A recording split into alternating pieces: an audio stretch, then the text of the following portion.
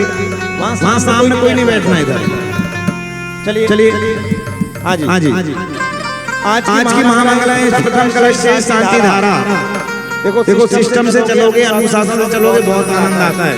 व्यवस्थित अपनी अपनी जगहों पर बैठिए। आइएगा चलिए प्रथम कलश से शांति धारा।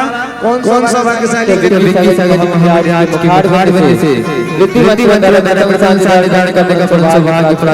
करो। हाँ जी एक से करो और कोई सौभाग्यशाली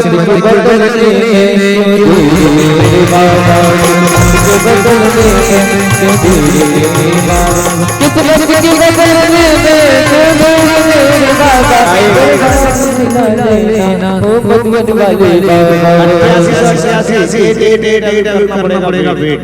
हाँ जल्दी करो। 88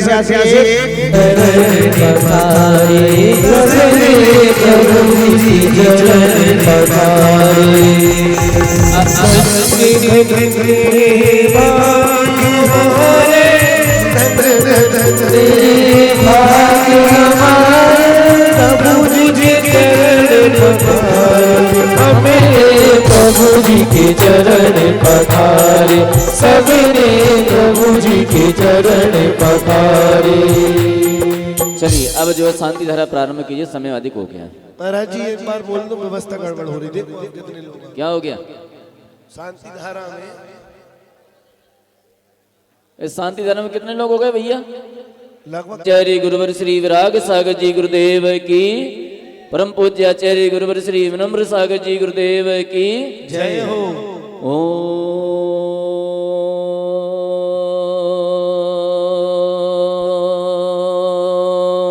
नमः सिद्धेभ्यः, ओम नमः सिद्धेभ्यः, ओम नमः सिद्धेभ्यः। श्री वीतरागाय नमः। ओम नमो अर्हते भगवते श्रीमते श्रीमत्पार्श्व तीर्थंकराय द्वादशगण परवेष्ठिताय शुक्ल ध्यान पवित्राय सर्वज्ञाय स्वयंभुवे सिद्धाय बुद्धाय परमात्मने परम सुखाय त्रैलोक्यमहि व्याप्ताय अनंत संसार चक्र परिमर्दनाय अनंत दर्शनाय अनंत ज्ञानाय अनंत वीर्याय अनंत सुखाय त्रैलोक्य शंकराय सत्य ज्ञानाय सत्य ब्रह्मणे धरणेन्द्र फणामंडल मंडिताय ऋष्यारिका श्रावक श्राविका प्रमुख च संगोपसर्ग विनाशनाय घातिकर्म विनाशनाय अघातिकर्म विनाशनाय। नाम लीजिए। शांति धारा करता रहा परिवार से श्रीमती सरला जैन, श्री जैनपाल जी जैन, धनपाल जी जैन, गुलाबचंद जी जैन, पदम कुमार जी जैन, धर्मेंद्र कुमार जी जैन, गौतम जैन, गौरव जैन, पार्वती साहब परिवार से महायज्ञ नायक श्रीमान गजेंद्र कुमार जी जैन, श्रीमती आभा जैन, जितेंद्र कुमार जी जैन, श्रीमती छाया जैन, प्रमोद कुमार जैन, श्रीमती रिंकी जैन, अर्घ जैन, परी जैन, तुषार जैन, कोठारी परिवार साहब परिवार से श्रीमान मनोज कुमार जैन, श्रीमती सोनिका जैन, चाकरो मोहित जैन, श्रीमती किरण जैन, श्रीमती स्वाति जैन सा परिवार से श्रीमान राजकुमार जी जैन, सूर्यान जैन सा परिवार से श्री कमल कुमार जी, श्रीमती रीता जैन, सम्यक जैन, सक्षम जैन सा परिवार से तलेन परिवार से प्रेम कुमार जी जैन, प्रवीण कुमार जी जैन, श्रीमती एकता जैन, अभय कुमार जैन, श्रीमती प्रियंका जैन, श्रुति जैन, श्रिया जैन, प्रासु जैन,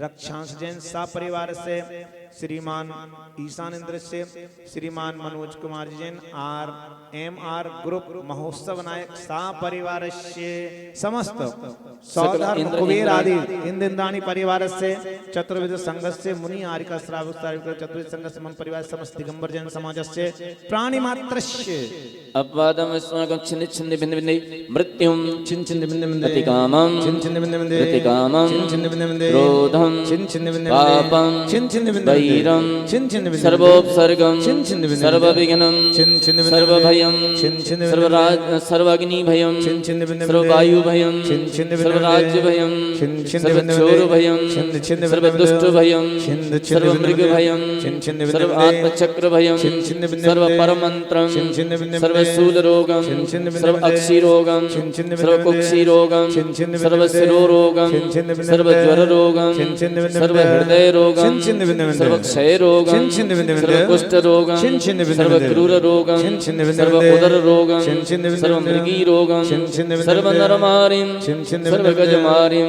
छिन्न छिन्न सर्वाश्वमारिं छिन्न छिन्न भिन्न सर्वगोमारिं छिन्न छिन्न भिन्न सर्वमहिषमारिं छिन्न छिन्न भिन्न सर्वाजमारिं छिन्न छिन्न भिन्न सर्वधान्यमारिं छिन्न छिन्न भिन्न सर्ववृक्षमारिं छिन्न छिन्न भिन्न सर्वलतामारिं छिन्न छिन्न भिन्न भिन्न सर्वपुष्पमारिं छिन्न छिन्न भिन्न भिन्न सर्वपत्रमारिं छिन्न छिन्न भिन्न भिन्न सर्वफलमारिं छिन्न छिन्न भिन्न सर्वराष्ट्रमारिं छिन्न छिन्न भिन्न सर्वदेशमारिं छिन्न छिन्न भिन्न सर्वविषमारिं छिन्न छिन्न भिन्न सर्ववेतालसाङ्कनी भयानि छिन्न छिन्न भिन्न सर्ववेदनीयं छिन्न छिन्न भिन्न सर्वमोहनीयं छिन्न छिन्न भिन्न सर्वकर्माष्टकं छिन्न छिन्न भिन्न सर्वदुर्भगत्वं। छिन्न छिन्न भिन्न भिन्न सभी लोग जोर से बोलेंगे मामा मामा अशुभ कर्म जनित अशुभ कर्म जनित दुखानि दुखानि छिंदे छिंदे भिंदे भिंदे छिंदे छिंदे भिंदे भिंदे। ओम सुदर्शन महाराज चक्र विक्रम तेजो बल शौर्य वीर्य शांतिम कुरु कुरु सर्व जनानंदनम कुरु कुरु सर्व भव्यानंदनम कुरु कुरु सर्व गोकुलानंदनम कुरु कुरु सर्व ग्राम नगर खेट करवट मटम्ब पत्र द्रोणमुख संवाहनंदनम कुरु कुरु सर्व लोकानंदनम कुरु कुरु सर्व देशानंदनम कुरु सर्व यजमानानंदनम कुरु कुरु सर्व दुखम हन हन दह दह पच पच कुट कुट शीघ्रम शीघ्रम यस्सुखम त्रिषु लोकेषु व्याधिर्व्यसनवर्जितम् अभयं क्षेममारोग्यं स्वस्तिरस्तु विधीयते शिवमस्तु कुलगोत्रधनधान्यं सदास्तु श्री पद्मप्रभ चन्द्रप्रभ व पुष्पदन्त शीतलनाथ मुनिसुव्रत नेमिनाथ पार्श्वनाथ इत्येभ्यो जनेभ्यो नमः इत्यनेन मन्त्रेण नवग्रहाणां शान्त्यर्थं गन्धोदकधारावर्षणं श्री शान्तिरस्तु तथास्तु शिवमस्तु तथास्तु जयोस्तु तथास्तु नित्यमारोग्यमस्तु तथास्तु। समस्त शांति धारा करता दृष्टानुमोदन करता सकल समाज समस्त इंद्र इंद्राणी चक्रवर्ती कुबेरादि मंडलेश्वर महामंडलेश्वर सपरिवारस्य चतुर्विध संघस्य सकल समाज सपरिवारस्य समस्त जीवाणां तुष्टिरस्तु तथास्तु पुष्टिरस्तु तथास्तु समृद्धिरस्तु तथास्तु कल्याणमस्तु तथास्तु सुखमस्तु तथास्तु अभिवृद्धिरस्तु तथास्तु दीर्घायुरस्तु तथास्तु कुलगोत्र धनधान्यं सदास्तु तथास्तु श्री सद्धर्म बल आयु आरोग्य ऐश्वर्य अभिवृद्धिरस्तु तथास्तु। ओम ह्रीं अर्हं नमो संपूर्ण कल्याण मंगल रूप मोक्ष पुरुषार्थस्य भवतु। ओम नमो अर्हते भगवते प्रक्षिणा शेष दोष कल्मषाय दिव्य तेजो मूर्तये श्री शांतिनाथाय शांतिकराय सर्वविघ्न प्रणाशनाय सर्वरोगापमृत्यु विनाशनाय सर्वपरकृच्छद्रोपद्र विनाशनाय सर्वक्षामडामर विनाशनाय ओम ह्रां ह्रीं ह्रौं ह्रौं ह्रः अस्या ओषा नमः सर्वदेशस्य चतुर्विध संघस्य तथैव सर्वविश्वस्य तथैव परम पूज्य आचार्य श्री विराग सागी संघ परम पूज्य आचार्य श्री विनम्र सागी संघ समस्त आचार्य मुनि आरिका श्रावक श्राविकाणां तथैव शांतिधारा समस्त शांतिधारा करता दृष्ट्वा अनुमोदन करता सकल समाज समस्त इंद्र इंद्राणी चक्रवर्ती मंडलेश्वर महामंडलेश्वर सपरिवारस्य सकल समाज सपरिवारस्य समस्त जीवाणां सपरिवारस्य सर्व शांतिं कुरु कुरु तुष्टिं कुरु कुरु पुष्टिं कुरु कुरु षट् स्वाहा। ओम नमो भयवदो विद्यमानस्य ऋसहस्य चक्रं जलं तं गच्छि अयसं पायलं लोयाणं भूयाणं जूये वा विवादे वा थम मणि वा रणं गणि वा रांगणे मोहिण वा सब जीव सत्ताणं अपराजितो भवतु मे रख रख स्वाहा। वर्धमान मंत्रेण सर्व रक्षा भवतु स्वाहा। नमो रिहंताणं नमो सिद्धाणं नमो आयर्याणं नमो वच्छायाणं नमो लोये सवसाहुणं नमो जनानम नमो हि जनानम नमो परमो हि जनानम नमो सबो हि जनानम नमो अनंतो हि जनानम नमो कट्ठबुद्धिणम नमो बीजबुद्धिणम नमो पदानुसारिणम नमो सम्यन्न सोदारणम नमो स्वयं बुद्धाणम नमो पत्य बुद्धाणम नमो बोह्य बुद्धाणम नमो उज्जमदीणम नमो व्योलमदीणम नमो 10 पप्याणम नमो 14 पप्याणम नमो अठंग महानिमित्त गोसलाणम नमो व्योपट्टिपत्ताणम विज्जहारणाणम नमो चारणाणम नमो पंडसमणाणम नमो आकाशगामिणम नमो वासी विषाणम नमो दिट्ठि विषाणम नमो उग्गतवाणम नमो दित्ततवाणम नमो तत्ततवाणम नमो महातवाणम नमो घोरतवाणम नमो घोरगुणाणम नमो घोरप्रकुमाणम नमो घोरगुणमम्यहरिणम नमो अमो सही पत्ताणम नमो खेल्लो सही पत्ताणम नमो जल्लो सही पत्ताणम नमो विठ्ठो सही पत्ताणम नमो सब्बो सही पत्ताणम नमो मणवलीनो नमो बच्चवलीनो नमो कायवलीणम नमो क्षीर सवीनो नमो सप्य सवीनो नमो मोर सवीणम नमो अमीय सवीनो नमो अक्षीण महान साणो नमो बट्टमाणम नमो सिद्धाय नमो नमो भैवतो महति महावीर वर्तमान बुद्धिर सीडोच्छेदि जनसंत्यम धर्मोपहम नियंचे तंसंत्यमिणयम पौंजे कायेन वाचा मनसा विनिच्छम सकारे तंत्र पंचमेण ओम ह्रीं चतुष्षष्टि रिद्धि समानंगाय पूजन भक्ति प्रसादात सर्वेषां सर्व शांतिम तुष्टिम पुष्टिम च कुरु कुरु स्वाहा संपूज्य कानां प्रतिपालकानां यतीन्द्र सा मान्यत पूधनानां देशस्य राष्ट्रस्य पुरस्य राज्ञा करोतु शांति भगवान जिनेन्द्र करोतु शांति भगवान जिनेन्द्र करोतु शांति भगवान जिनेन्द्र। बोले शांतिनाथ भगवान की। आइएगा। ओम विश्वकांते शांति धारा व्यो वनेर्गे पद प्राप्ति हरिहेम निर्वपामे निर्मल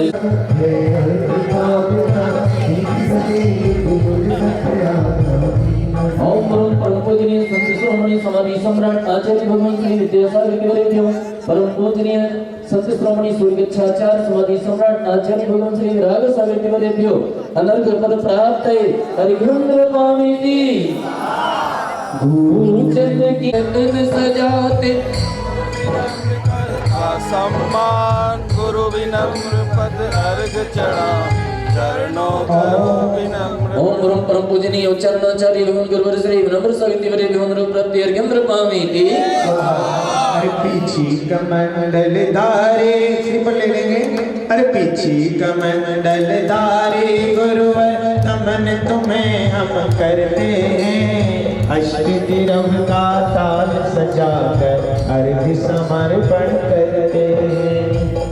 मुनि श्री विद्य सागर जी के चरणों में मेरा तेरे पावन प्रतिपालन मेरा मन में पावन ओम परम पूज्य सांसद मुनि श्री विद्य सागर जी में लहरे बदलाते हैं निरूपण आइएगा। हे कीर्तिपान शोधवरी आत्म पुष्पांजलि नीचे इंद्राणियों के पास भगवान के पास माता जिन्होंने प्रथम शांति धारा ली है वो कहेंगे और हमारे इस अनुष्ठान के महापात्रों में से एक पात्र बाकी सब एक तरफ हो जाओ। आयो महापात्रों में महानायक इस अनुष्ठान के महानायक श्री मनोज जी आर्य रहेंगे। चलिए बाकी लोग एक तरफ हो जाए वहां से। हाँ मनोज जी एम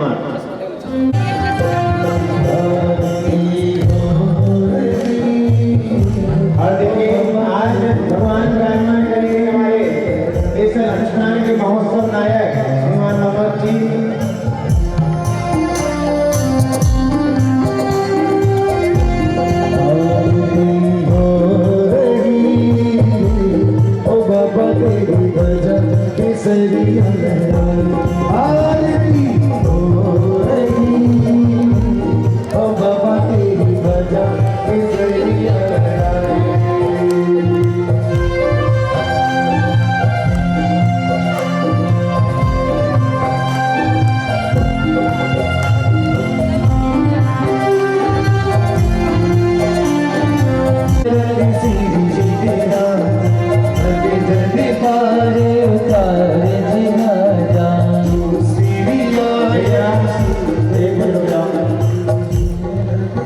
क्या कर रहे हैं आप लोग? कितने बार बताया आपको भगवान के पास माता हमारे महोत्सव नायक और शांतिधारा करता परिवार रहेंगे। बाकी लोग कृपया ऐसा के मन में ऐसी जिज्ञासा हो सकती है कि पूजन किसकी करना चाहिए जो दुनिया में सारे गुणों को प्राप्त हो चुका है,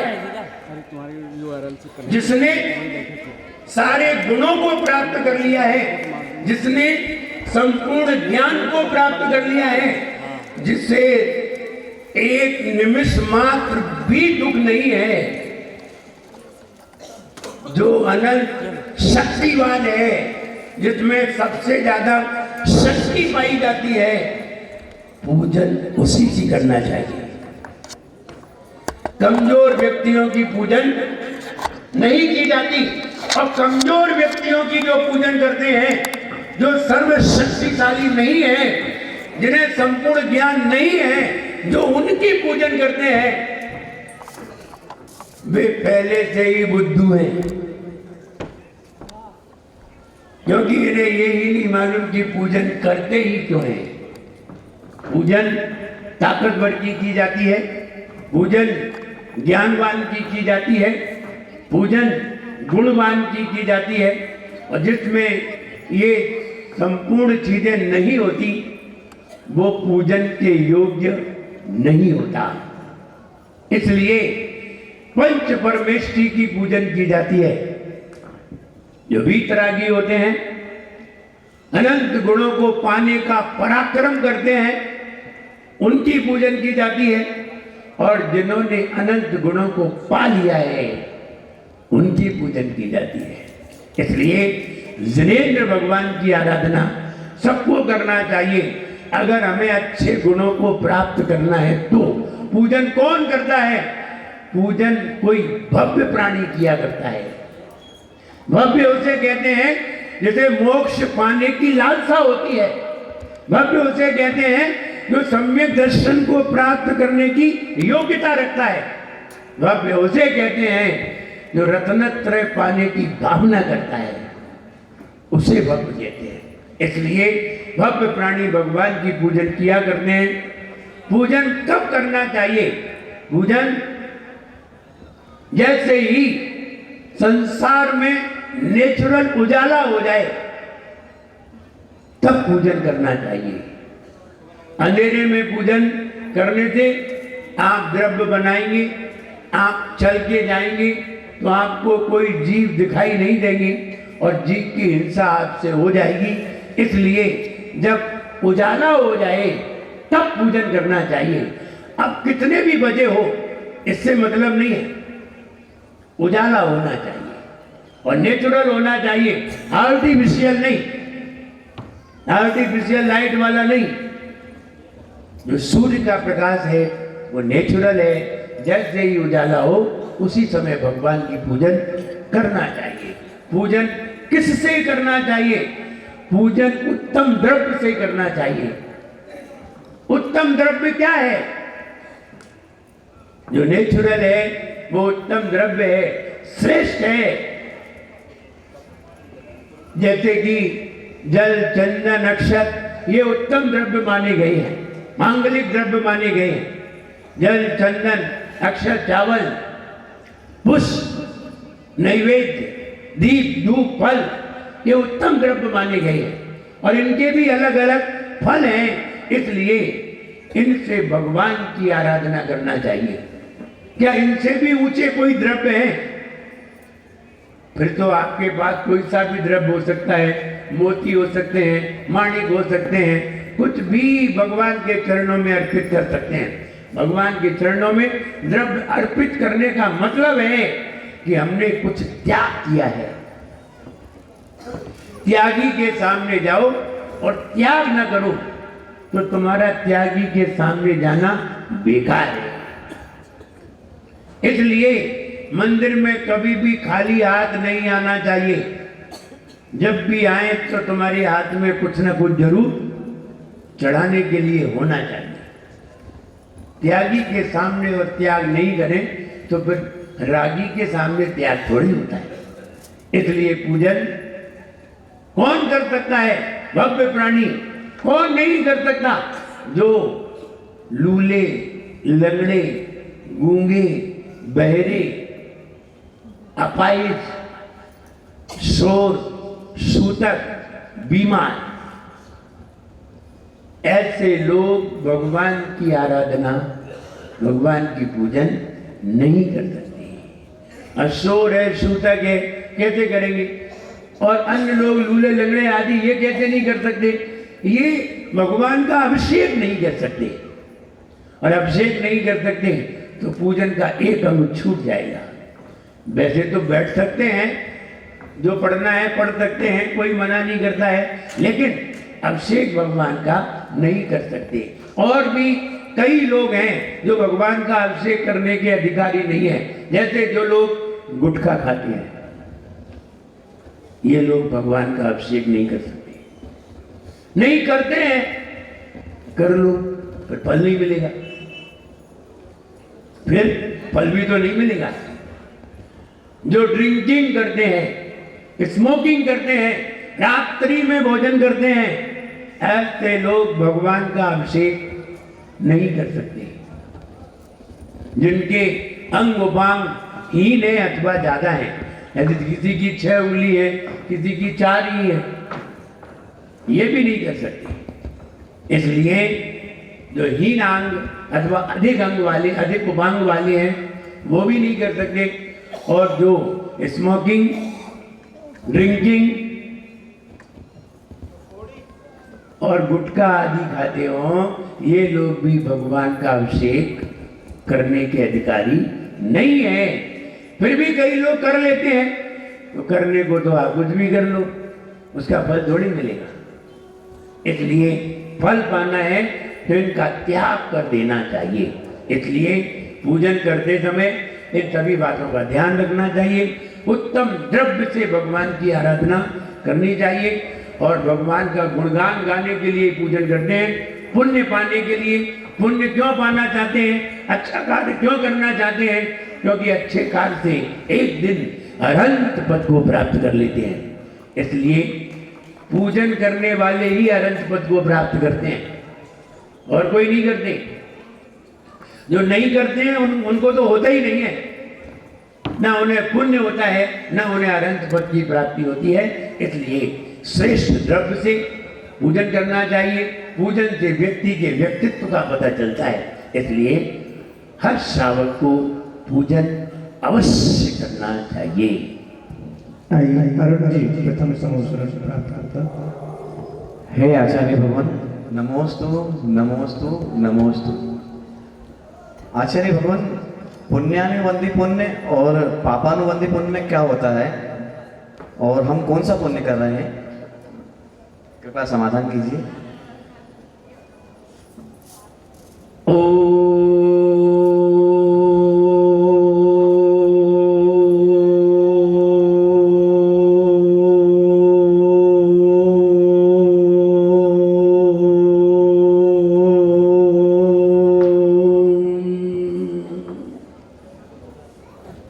हे भव्य श्रावक, पुण्यानुबंधी पुण्य, पापानुबंधी पुण्य,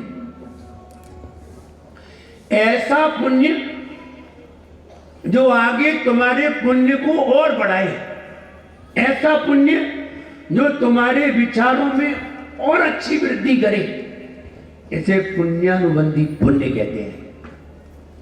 ऐसा पुण्य जो तुम्हें आगे पाप कार्यों में लगाए, उसे पापानुबंधी पुण्य, ऐसा पुण्य जो पाप का अनुबंध करे, पापानुबंधी पुण्य, ऐसा पुण्य जो पुण्य का अनुबंध करे, पुण्यानुबंधी पुण्य, ऐसा पुण्य जो आगे और पुण्य करेगा और पुण्य बढ़ाएगा। जैसे आपने अभी पूजन की तो ये एक पुण्य किया और आपने पूजन करते हुए ये भावना भाई, हे भगवान, मैं कब मुनि महाराज को आहार दे सकूंगा, मैं कब मुनि महाराज की सेवा कर सकूंगा, मैं कब रत्नत्रय की प्राप्ति कर सकूंगा।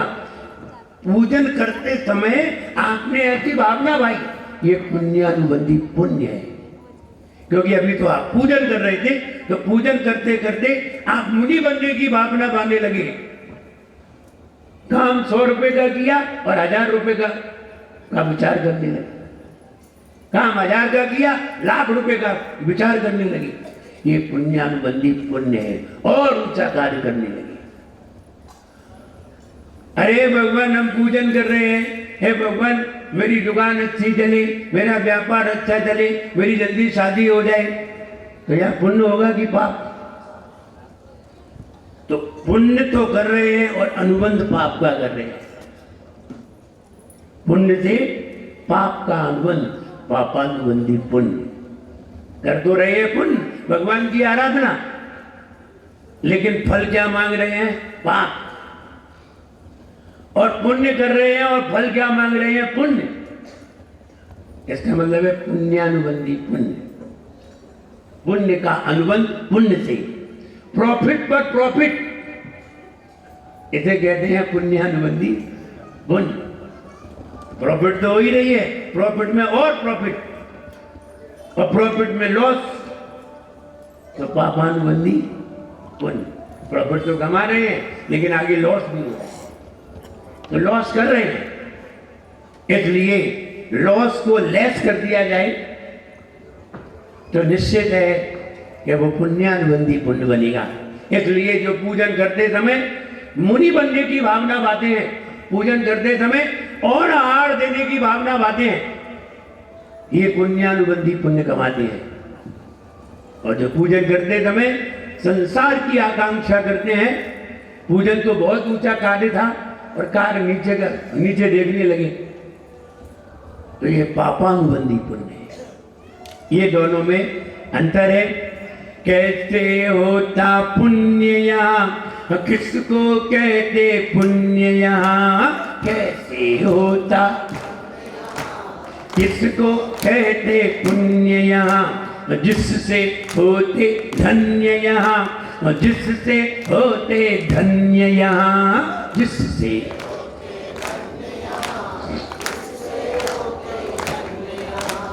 पुण्य पे पुण्य बढ़े कैसे, पुण्यात्मा बने कैसे? पुण्य पे पुण्य बढ़े कैसे, पुण्यात्मा बने कैसे? पुण्य से प्राणी हो, पुण्य से प्राणी मुनि भी बन जाए। जीवन है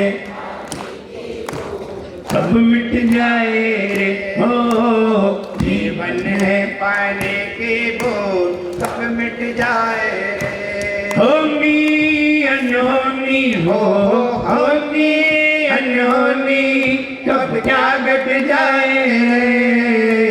जीवन है पाने के बोल सब मिट जाए हो, जीवन है।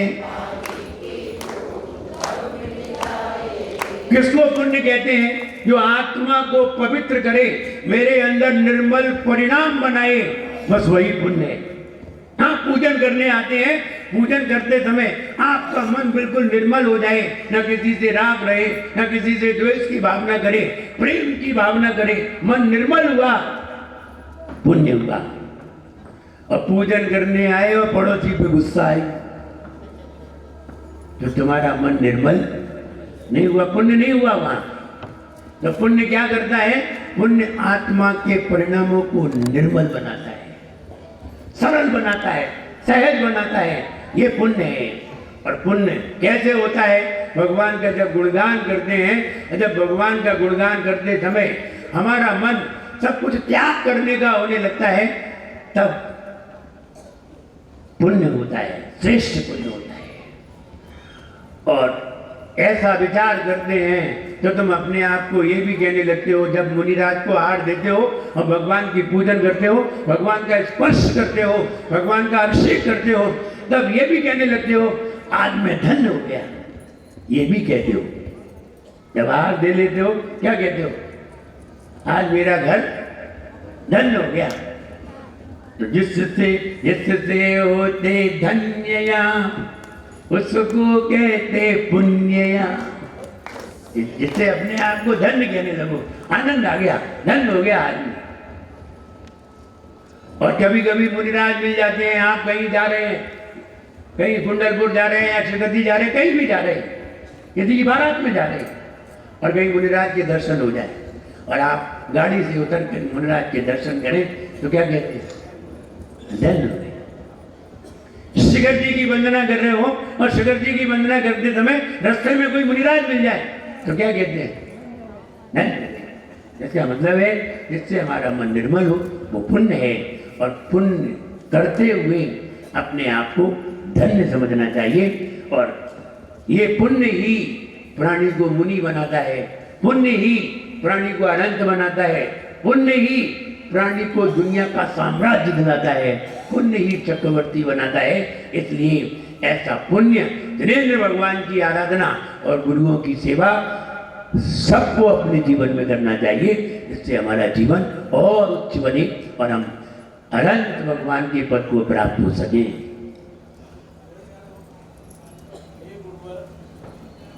हे गुरुवर, हे करुणाकर, बहुत दिनों से मन में एक विकट इच्छा है, उसका समाधान कृपया कीजिए।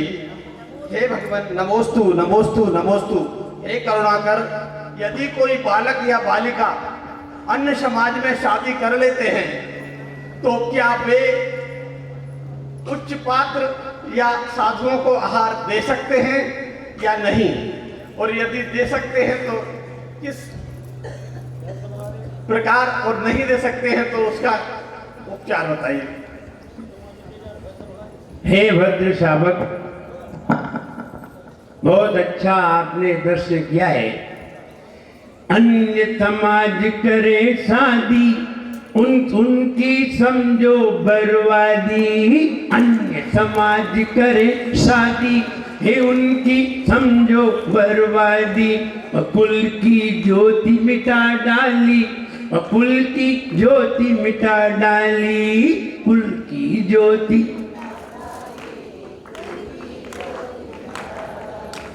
पात्र नहीं बन पाए वो, आहार नहीं दे पाए वो। पात्र नहीं बन पाए वो, आहार नहीं दे पाए वो। रत्न त्रय भाव हो, रत्न त्रय भाव उसमें नहीं आए रे। जीवन है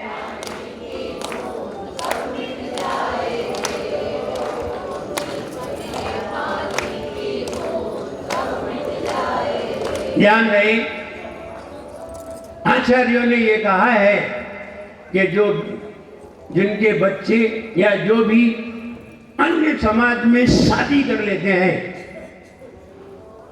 पहली बात तो ये वे लोग हैं इनके अंदर कोई संस्कार नहीं है, कोई संस्कार नहीं है इनके अंदर।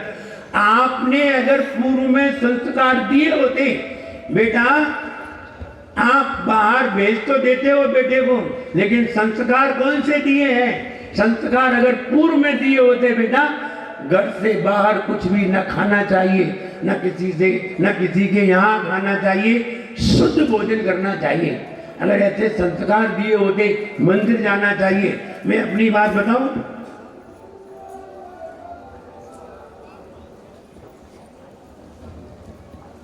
मैं एमकॉम का एग्जाम दे रहा था,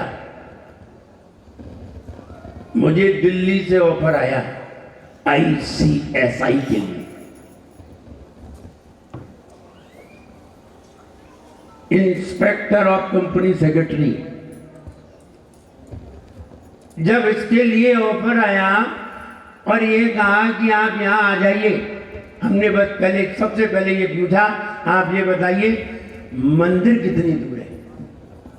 बोले मंदिर के लिए तो बहुत देर लगेगी, 5 घंटे गाड़ी से सफर करना पड़ेगा, तब मंदिर मिलेगा। मैंने कहा नहीं जाना, और तुम्हारे बच्चे होते तो यही संस्कार है। ये क्या कहलाए? संस्कार। हमने धन को महत्ता नहीं दी, हमने सर्विस को महत्ता नहीं दी, संस्कार को महत्ता दी। ध्यान दें, जिसके अंदर अच्छे संस्कार होंगे, संस्कारवान के सामने बड़े बड़े करोड़पति भी नतमस्तक हो जाएंगे, लेकिन संस्कारवान किसी भी करोड़पति के सामने नतमस्तक नहीं होगा। संस्कार की कीमत जानिए। तुमने कीमत ही नहीं जानी, तुम्हें तो पैसा चाहिए, इसकी कीमत जानी तुमने, और हमने इसकी कीमत नहीं जानी। ऐसे ऑफर एक बार नहीं 2-3 बार आए, क्योंकि जो मेरे गृहस्थ अवस्था के जो मामा थे, वे भी कमिश्नर थे, और दूसरे रिश्तेदार थे जैसे जीजा, चाचा, जो बैंक मैनेजर, कोई असिस्टेंट ऑफ मैनेजर। तो ऐसे ऐसे कई लोग थे, उनका सबका कहना था कि आपने बढ़िया डिग्री प्राप्त की है, आप मेरे पास आइए। लेकिन हमने सबसे पहले ये पूछा, वहां मंदिर, पूजन, इनके अवसर हमें होंगे कि नहीं? अगर ये है तो ठीक, वरना मुझे नहीं जाना है। और सब जगह मना कर दिया। और कहते हैं ना, जिसकी किस्मत में ही इतना पुण्य हो, उसके छोटे मोटे पुण्य क्या करेंगे? इतना पुण्य हो किस्मत में, ये कहाँ ये नौकरी करता कौन है? नौकरी करता कौन है? इसलिए जो संस्कार ही काम करते हैं। और किसी ने बाहर शादी कर ली, अब विचार करिए, एक व्यक्ति में जैन कुल के संस्कार है, लेकिन उसकी पत्नी में जैन कुल के संस्कार नहीं है। वो हम अपने यहाँ शादी करके लाएंगे तो उसे जैन बना लेंगे, तुम्हारे बाप नहीं बना सकते, हम बना लेंगे। अरे पैदा होते हुए संस्कार मिलते हैं, 25 साल बाद नहीं, पैदा होते ही संस्कार मिलते हैं। तुम कहते हो हम पत्नी को जैन बना लेंगे, तुम्हारे पूरे खानदान वाले होता रहा तो नहीं बना सकते। ये तो कहने की बात है। तुम मंदिर आने लगे तो क्या जैन हो गए? मंदिर तो बहुत लोग आते हैं, मंदिर आने से जैन नहीं होते। अंतर देव शास्त्र गुरु पर श्रद्धा होना जैन जैन जैन की परिभाषा है। ये पैदा होते हुए मिलते हैं। आपको मालूम है विद्याएं 3 प्रकार की होती हैं, कुल विद्या, जाति विद्या, तप विद्या। जाति विद्या क्या होती है? जाति विद्या वो होती है जो माँ अपने बच्चे को अपने स्तन का दूध पिलाते समय विद्या देती है, उसे कहते हैं जाति विद्या। और कुल विद्या जो पिता बेटे को मंदिर ले जाते समय जो संस्कार देता है, उसे कहते हैं कुल विद्या। और तप विद्या मुनि बनने के बाद तप करते हैं, तब वो विद्या प्राप्त होती है। अब ये बताओ, ये बहू को विद्या कहाँ दे रहे हो? कौन सी विद्या होगी? जाति कुल विद्या कौन सी विद्या है? कोई विद्या नहीं है, सब कहने की बातें हैं। न कोई श्रद्धा है, न कोई भाव है। इसलिए जो बच्चे अन्य जाति में शादी कर लेते हैं, वे फिर आहार देने के योग्य नहीं रहते। आहार वो ही दे सकता है जिसे देव शास्त्र गुरु पर श्रद्धान होता है। आहार वो ही दे सकता है जो रत्नत्रय की भावना बाधा है। आहार वो ही दे सकता है जो रत्नत्रय को प्राप्त करने की योग्यता रखता है, और कोई आहार नहीं दे सकता। इसलिए देश कुल जाई शुद्धा, देश से शुद्ध हो, जाति से शुद्ध हो, कुल से शुद्ध हो, उसी के यहाँ आहार हो पाते हैं। कौन आहार दे पाता है? आहार देने का मतलब है इसे मोक्ष मार्ग का टिकट मिलना। आहार देने का मतलब है इसका कुल बहुत अच्छा है, इसके कुल को एक मुनिराज ने पास कर दिया, इसका मतलब ये है।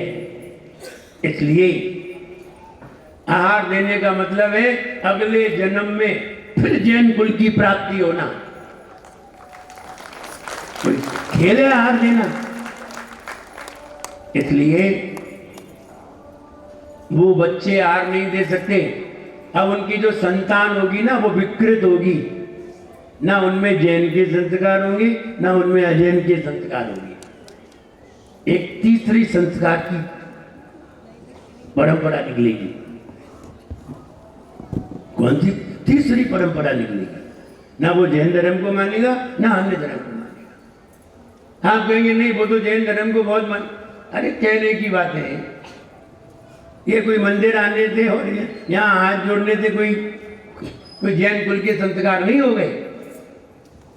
बहुत गहरे संस्कार होते हैं जिन्हें आपको शुरू से जैन धर्म के संस्कार मिले हैं। आप माता पिता के कुल में रहे हैं, आप शुरू से पहली वर्ष से लेकर के 8 साल तक या 10 साल तक 20 साल तक रहे हैं। अब आप किसी दूसरे मजहब के सामने जाइए, आपका सर झुकाने का मन नहीं होगा। ये संस्कार है। कोई भी अन्य समाज का है और दिगंबर साधु निकला तो उसका भी सर झुकाने का मन नहीं होता। ये संस्कार है, ये पैदाइशी मिलते हैं। इसलिए जिनके बच्चे इधर उधर शादी कर लेते हैं, ये अपने कुल की बर्बादी कर लेते हैं। अब ये कभी भी ना तो पंच कल्याणक में माता पिता बन सकेंगे, ना सौधर्मिंद्र आदि बन सकेंगे। क्यों नहीं बनाया जाता? इसलिए नहीं बनाया जाता क्योंकि भगवान के ऊपर होने वाले संस्कार बहुत अच्छे विचारधारा वाले लोगों के द्वारा होना चाहिए, ऐसे लोगों के द्वारा नहीं।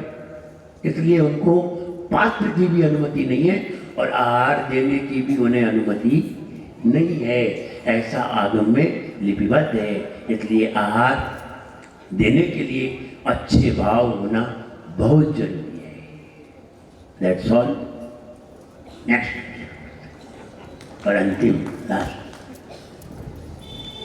टाइम भी हो गया, टाइम तो हो गया। चल देखिए, हमें इसका खूब ध्यान देना चाहिए, अपने बच्चों को संस्कार देना चाहिए। और संस्कार नहीं दिए हैं तो फिर आपके बच्चे बाहर जाकर के इधर उधर भागेंगे। अगर आपके संस्कार होते तो आप दूसरे को भी, मैं एक उदाहरण और दे रहा हूँ। मेरा दोस्त मुझे भोजन करने के लिए, मेरा दोस्त भोजन करने के लिए गया रात्रि में, भिंड में ही एक होटल में, और ये कहा आप बाहर बैठ जाओ, हमें भोजन करना है। मैंने कहा नहीं, मैं बाहर भी नहीं बैठूंगा। बोले क्यों? मैंने कहा अगर मैं, उससे तो नहीं कहा, अगर मैं बाहर बैठ गया तो निकलने वाला जो व्यक्ति है वो व्यक्ति यही सोचेगा कि ये पंडित जी के तो पुत्र हैं, इनके पिताजी कितने बड़े धर्मात्मा हैं और इनका बेटा होटल पे खाना खा रहा है। किसी का मुंह नहीं रोक सकते और किसी का सोच नहीं बदल सकते। हमने उससे ये कहा आप भोजन करिए, आपको भोजन करना है तो करिए, मैं यहाँ नहीं बैठूंगा, मैं मंदिर में जा रहा हूँ, मंदिर में बैठा मिलूंगा तो भोजन करके आओ, हम आपको वहीं मिलेंगे। देखिए संस्कार की बात है। अगर मेरे अंदर मंदिर के संस्कार नहीं होते, उसने भोजन किया, मैं जान के मंदिर में बैठा रहा, वो व्यक्ति भोजन करके मंदिर आया, मंदिर में आके उसने आरती की और हम बैठे रहे जान के, वो भी जाप करने लगा, तो मेरे संस्कार ने उसे मंदिर बुला लिया। मेरे संस्कार ने मुझे मंदिर बुला लिया, लेकिन उसके संस्कार मुझे होटल में नहीं बुला सके। ये संस्कार वाली बात है।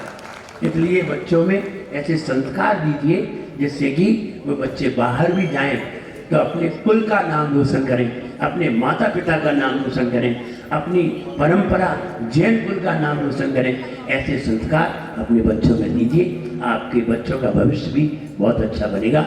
मेरा सबके लिए खूब आशीर्वाद है, सब लोग खुश रहें, प्रसन्न रहें। जय बोलिए परम पूज्य आचार्य गुरु श्री विराट भगत जी गुरुदेव की। हमारे बीच में